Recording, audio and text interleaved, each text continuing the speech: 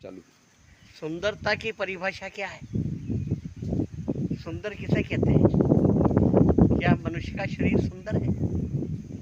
यदि आदमी सुंदर होता, उसका रूप और रंग, उससे उसकी सुंदरता का मानदंड आंका जाता, तो मनुष्य जब तक जीवित है तब तक तो फिर भी वो सुंदर नजर आ रहा है। परंतु जैसे ही मनुष्य मर जाता है उसके बाद में वो सुंदर क्यों नहीं नजर आता? वह कितना विभत्स नजर आता है, जबकि मनुष्य वही है, परंतु सिर्फ उसकी आत्मा ही तो निकली है। फिर वो इतना कुरूप क्यों हो गया? और उसे लोग बाग देखना पसंद नहीं करते हैं, उसकी तरफ से नज़र हटा लेते हैं, उसे जल्दी से जल्दी जलाने की कोशिश करते हैं। तो फिर सुंदर कहाँ है वो? सुंदरता शरीर में है ही नहीं। अगर शरीर में है तो आप उसकी मनुष्य की चमड़ी उतार कर देखें तो उसके अंदर से क्या निकलेगा? खून, मांस, मज्जा, देह, चर्बी और दुनिया भर का कचरा, अंदर मल मूत्र भरा हुआ है।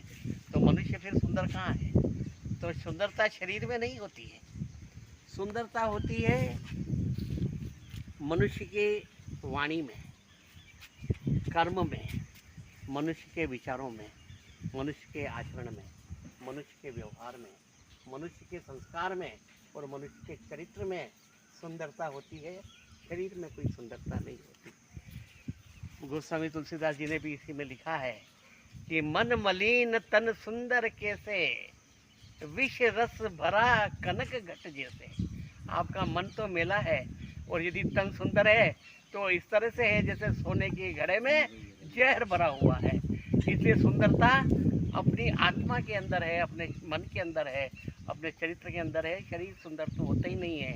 और सुंदरता के लिए लिखा कि केयूरान विभूषयंती पुरुषम हारान चंद्रोज्वला, न स्नानम न विलेपनम न कुसुमम हारान चंद्रोज्वला, वाणी एका समलम करोति पुरुषम या संस्कृता धार्यते क्षीयन्ते खलु भूषणानि सततम वाग्भूषणम भूषणम। आभूषण मनुष्य का क्या है?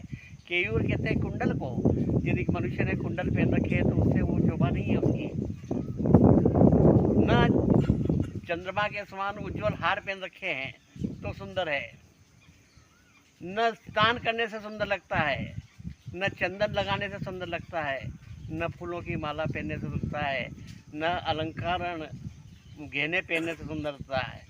सिर्फ मनुष्य की सुंदरता उसकी वाणी में निहित है, जो उसको अलंकृत करती है। सभी आभूषण क्षीण हो जाते हैं, परंतु वाणी का आभूषण कभी क्षीण नहीं होता है।